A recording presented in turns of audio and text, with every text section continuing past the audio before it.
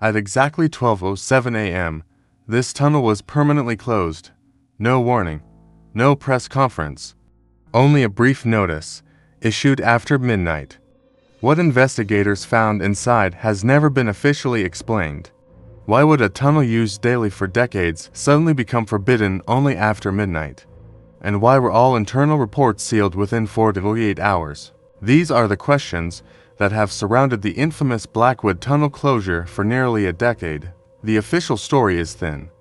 A simple, almost dismissive statement claimed the closure was for unforeseen structural assessments, but the community, the engineers who built it, and the media knew that wasn't the whole truth. How could a vital piece of city infrastructure be sealed off with such haste and secrecy? The story begins not with a bang, but with a whisper. This wasn't some long-forgotten relic. It was a major public transportation tunnel, a lifeline for thousands of commuters every single day. For over 50 years, it had an impeccable safety record, no significant criminal history, no history of major accidents, and certainly no structural damage that would warrant such a drastic measure. In the days leading up to the closure, everything was normal. Trains ran on schedule, maintenance crews performed their routine checks, and the public went about their business, completely unaware of the strange events unfolding deep beneath the city. Then came the first directive. It was an internal memo, quietly circulated among senior transit officials. The tunnel would continue normal operations during the day. However, a new, bizarre restriction was put in place. The restriction applied to one condition only: no entry after midnight. That single detail disturbed engineers more than the closure itself. Tunnels are designed for continuous use. They don't have operating hours like a corner store. Closing a tunnel only during specific hours, especially after midnight, made no logical sense from an engineering or safety standpoint. It was a rule without a reason, a command that hinted at something far outside the realm of standard procedure. This wasn't about structural integrity, it was about the time of day. And that's when the whispers started turning into serious concerns. The first disturbing signs came from the people who knew the tunnel best, the overnight maintenance crews. For weeks, they had been filing reports about unusual sounds echoing from the tunnel's deepest section. They described them not as mechanical failures or the normal groans of a subterranean structure, but as something else, something rhythmic. These reports were initially dismissed as fatigue or overactive imaginations, a common occurrence for those working the graveyard shift in isolation. But then, the electronic sensors started corroborating their stories. Automated systems deep within the tunnel began to record inconsistent pressure changes, anomalies that couldn't be explained by passing trains or ventilation systems. The data was erratic, spiking at random intervals, but always after midnight. And then came the cameras. Multiple CCTV cameras, positioned at the same underground depth, began to fail simultaneously. One by one, they would flicker, distort, and cut to black, only to be found perfectly functional the next morning. Every malfunction occurred in the exact same section of the tunnel. A pattern was emerging, one that was too consistent to be a coincidence and too strange to be a simple technical glitch. Then came the incident that pushed the situation from strange to alarming. At 12:03 a.m., on the night of the final closure, a veteran maintenance worker, Jonathan Miles, entered that specific section of the tunnel alone. His task was to manually inspect the failing camera equipment and diagnose the sensor glitches. He was in constant radio contact with his supervisor at the surface. His initial checks came back normal. The equipment seemed fine. The tunnel was quiet, but his final transmission was cut short. He never completed his report. He never returned from that section. When the rescue team went in, they found his tools neatly placed on the ground, his flashlight still on. But Jonathan was gone. All they found was his logbook, and the first 3 lines he wrote changed everything. The recovery team found Jonathan's logbook lying open on the maintenance catwalk. What he wrote in those final moments sent a shockwave through the entire transit authority. The report abruptly ends mid-sentence, as if he was interrupted. Within hours of its discovery, The original document was confiscated by officials who were not from the transit authority. They were men in unmarked uniforms, and they moved with an authority that no one dared question. All copies were recalled and destroyed. Any digital backups were wiped clean. That report remains classified to this day, locked away from public view. The few who claimed to have seen it before it was taken speak of 3 simple lines that made no logical sense, but filled them with a profound sense of dread. The mystery of what happened to Jonathan Miles became inseparable from the mystery of the tunnel itself. In the next chapter, we examine what the surveillance cameras captured before they were shut down. Through a series of leaked frames and enhanced audio recordings, we piece together the final moments from inside the Blackwood Tunnel, revealing a visual record that defies all rational explanation and points to the true terrifying reason why it was sealed forever. Welcome back to our investigation into the tunnel closed after midnight. In the last chapter, we uncovered how a routine inspection spiraled into an unexplained phenomenon. Now, we delve into the most crucial piece of evidence, the surveillance footage. What you're about to hear might challenge your understanding of what's possible. The cameras inside the tunnel didn't fail. They were deliberately turned off, but not all at once, one by one, in a sequence that defied any technical explanation for a system-wide failure. They went dark. This wasn't a power outage, it was methodical. Before the last camera went offline, investigators noticed something profoundly unsettling. The timestamps on the separate camera feeds began to drift out of sync. Seconds on one camera no longer matched the seconds on another. It was as if time itself was behaving differently in various sections of the tunnel. Then came the shadows. Long, distorted shapes that moved against the direction of the traffic flow, cast by no visible object. They would stretch and contort, sometimes appearing to detach from the floor and flicker along the walls. The official report logged these as lighting and lens anomalies, but privately, one analyst noted they behaved like living things trying to avoid the light. Alongside these visual oddities, the ambient noise recorded by the camera microphones began to change.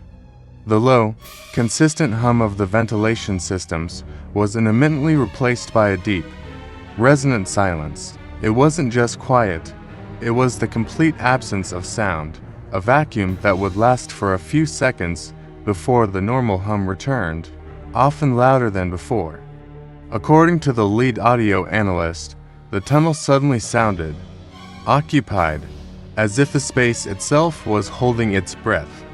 What could cause such a specific and targeted shutdown of a state-of-the-art surveillance system? The answer is far more disturbing than a simple malfunction. As investigators scrutinized the final minutes of footage, they discovered even smaller details that painted a much larger, more terrifying picture. The microphones, designed to pick up the sounds of traffic and echo patterns for structural analysis, captured something else entirely. They recorded the distinct sound of footsteps on the maintenance walkway. But when cross-referenced with the video, there was no movement detected. No person, no animal, not even debris. Just the sound of steady, deliberate footsteps in an empty tunnel. Even stranger were the echoes. Engineers use echoes to map the interior integrity of the structure. A sound is emitted, and the time it takes to return is measured. But in the hours leading up to the shutdown, the echoes started returning late. The sound would travel out, but the reflection would come back milliseconds later than it should, as if the tunnel had momentarily grown larger, or as if something was absorbing the sound before releasing it. Then there was the breathing, faint, but undeniably present on the audio recordings. It wasn't the rhythmic breathing of a human, it was erratic, shallow, with long pauses in between, like something that didn't need to breathe but was mimicking the act. One engineer described the feeling of listening to the tapes as being in a room with something that is listening to you, It was this collection of inexplicable audio phenomena that escalated the situation from a technical curiosity to a full-blown security alert. The evidence suggested that whatever was in the tunnel was not just a passive anomaly, it was aware. With the surveillance data deemed inconclusive and deeply unsettling, the decision was made to send in a team. A 4-person engineering and security crew was tasked with conducting a physical inspection. They entered the tunnel at 1:30 in the morning, equipped with live communication gear and personal recording devices. For the first 15 minutes, everything was normal. They reported standard atmospheric conditions and proceeded with their checklist. Then, their communications began to degrade. First, it was static, which they attributed to the tunnel's structure. But the static grew into distorted whispers. The team reported hearing faint voices speaking over their comms, though the control room could hear nothing but the team's own transmissions. Two members claimed to feel sudden, intense drops in temperature in specific locations. At 1:53 a.m., 47 minutes into the planned 1-hour inspection, the team leader made an urgent call. His voice was strained. He requested immediate extraction. No specific reason was given, only that the inspection was terminated. They exited the tunnel 7 minutes early, visibly shaken. Upon their return, all 4 members refused to provide a detailed account of what happened inside. They cited a shared experience of pervasive and disorienting dread and refused to re-enter the tunnel under any circumstances. Their personal recording devices, which should have captured everything, were found to be completely wiped. The files were not just deleted, they were corrupted beyond any hope of recovery. Whatever they encountered, it left no evidence behind except for the fear in their eyes. In the immediate aftermath, the official response was swift and silent. The tunnel was permanently closed to all traffic within 48 hours. But the story doesn't end there. The tunnel was not just closed, it was erased. Within a month, it was removed from all new digital maps and GPS services. Physical road signs leading to the entrances were taken down. Photography of the sealed entrances became strictly prohibited, with new high-level security patrols and surveillance systems installed around the perimeter. The official reason provided to the public was routine safety concerns and structural reassessment. Yet, for a multi-billion-dollar piece of infrastructure, this explanation seemed impossibly vague. Closing a major arterial route for routine concerns is unheard of. The level of secrecy and the measures taken to effectively make the tunnel disappear from public consciousness suggest that the authorities were not concerned about safety. They were concerned about containment, but the most disturbing evidence wasn't visual. It wasn't the shadows, the disappearing team, or the erasure from our maps. It was hidden in the sound. In the final chapter, we reveal what the audio analysis uncovered from the moments before the cameras went dark, a discovery that provides the most chilling clue to the true nature of what resides inside the tunnel. In the final hours of the investigation, the team made a breakthrough that would redefine everything they thought they knew. The sound recorded inside the tunnel did not match any known animal, geological phenomenon, or man-made source. It was something else entirely. After weeks of analysis, the audio specialists isolated a distinct pattern within the recordings. It wasn't just noise, it was structured. The frequencies were unlike anything produced by terrestrial life, exhibiting patterns that seemed almost mathematical. One of the lead acousticians on the project, a man who had spent 30 years deciphering complex audio signals from military intelligence, was visibly shaken. He stated in his private notes, "The sound is not random. It's a response. For every ping the team sent into the tunnel, a reply would come back, not an echo, but a distinct, new signal." This wasn't a natural occurrence. This was communication. The team tried different frequencies, different patterns, and each time, the response would mimic the structure but change its pitch. It was learning. It was adapting. They were no longer just listening to the tunnel. They were in a conversation with it. Something inside was responding. The pattern wasn't just a simple reply, either. It had a rhythm, a cadence, like a heartbeat or a coded message. Over and over, the same sequence would appear, but only in response to their own signals. When they remained silent, the tunnel was silent. When they transmitted, it answered. It was a chilling revelation. The team had stumbled upon something that wasn't just anomalous, it felt intelligent. The sound possessed a structure so complex that random chance was statistically impossible. It wasn't a geological echo or a trick of the wind. It was a deliberate, repeating signal. Whatever was in that tunnel was waiting, listening, and answering. This discovery shifted the investigation from a scientific curiosity to a potential first contact scenario, but with an entity whose nature and intentions were completely unknown. The mystery of the tunnel had just deepened, and the implications were staggering. The most disturbing truth emerged when the team analyzed the timeline of their recordings. The anomalous sounds were not constant. They appeared with chilling precision only after midnight. Every single night, as the clock ticked past 12, the tunnel would come alive with these unexplainable frequencies. And just as mysteriously, as dawn approached, the sounds would stop abruptly. It wasn't a gradual fade. It was as if a switch had been flipped. Day after day, the pattern held. The team deployed every instrument at their disposal: seismic sensors, electromagnetic field detectors, thermal imaging cameras, and found nothing. There was no geological shift, no temperature change, no power source that could account for this behavior. Leading geophysicists and acoustical engineers were brought in, and they all came to the same conclusion: there was no known scientific explanation for what was happening. The phenomenon defied the laws of physics as we understand them. The sound had no discernible source, yet it was structured and intelligent.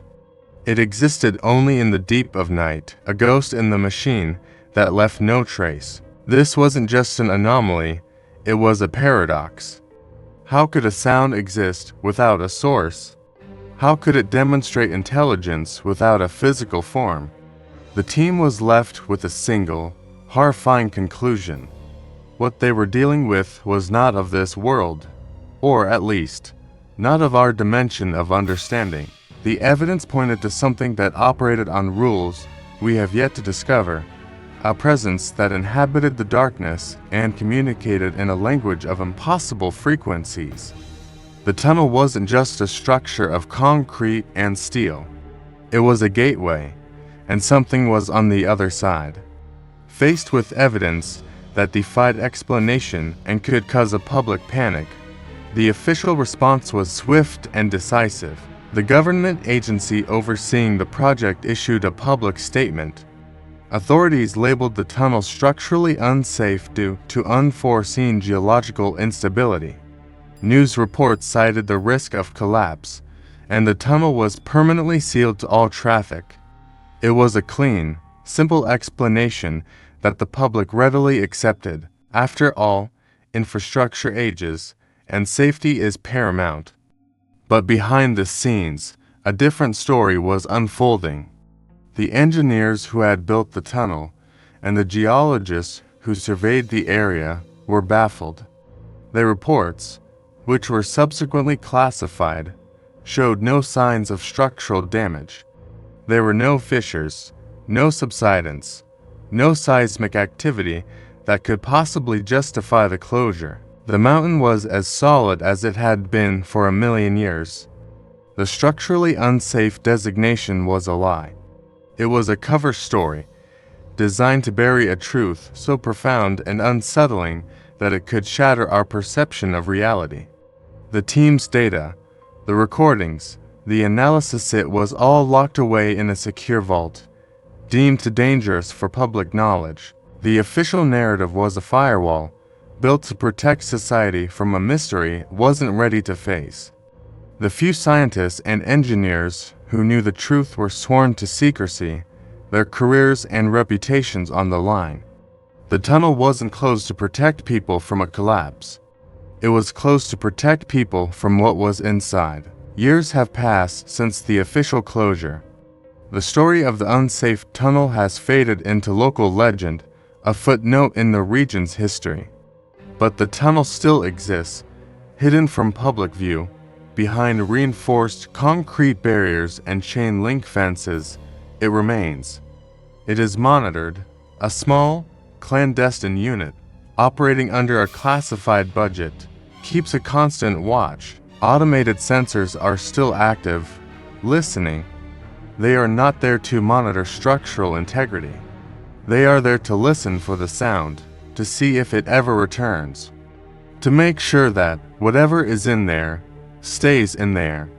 To this day, the official story remains unchanged. But for those who know, the tunnel is a constant, silent reminder of a mystery that was never solved. It is a place where the known laws of our world cease to apply, and it remains closed. After midnight, some stories are more than just entertainment.